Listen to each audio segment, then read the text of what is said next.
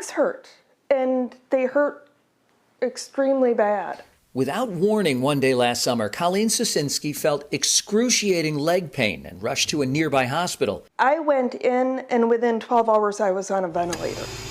As her condition quickly deteriorated, a series of tests revealed the terrifying news that she had contracted something called necrotizing fasciitis, more commonly known as flesh-eating disease. A lot of people have heard of the flesh-eating bacteria or the flesh-eating bug. That's what it is. It eats away your flesh. It's very rare. It is, but it's very deadly.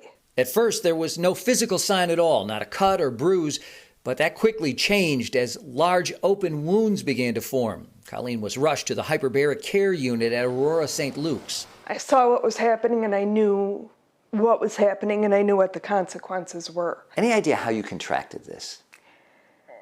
I don't know. Dr. Gerald Godfrey says that's not uncommon, even with cases as severe as Colleen's. It's something that arises suddenly, unexpectedly, out of the blue, and is a true surgical emergency. The disease is rare. The CDC estimates that there are between 9,000 and 11,000 cases of flesh-eating disease annually in the U.S., about 15% of them leading to death. Colleen remained hospitalized for more than 5 months, undergoing multiple surgeries every week to remove dead tissue from her expanding wounds as her doctors fought to save her legs and her life. I know what I went through. I feel bad for what my family went through. They were told several times that I may not make it through this procedure. She was isolated from her family during the pandemic, so her son, Nick, found a spot in the hospital parking garage from which he could see Colleen's window and wave to her as they spoke on the phone, always believing that she would pull through. Something just told me she was in the right hands. If the doctors at Aurora weren't going to save her, there wasn't anything that was going to. The intense care and aggressive treatment worked. After countless procedures and multiple skin grafts, Colleen is regaining her strength, but still worries about what might lie ahead. You feel as though you've won this fight? I feel as though I'm winning it. I'm afraid of it coming back.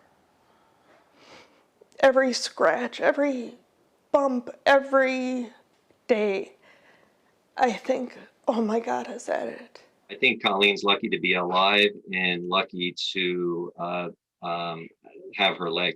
That's not something I can go through again. I feel like I'm winning the battle. I couldn't win it again.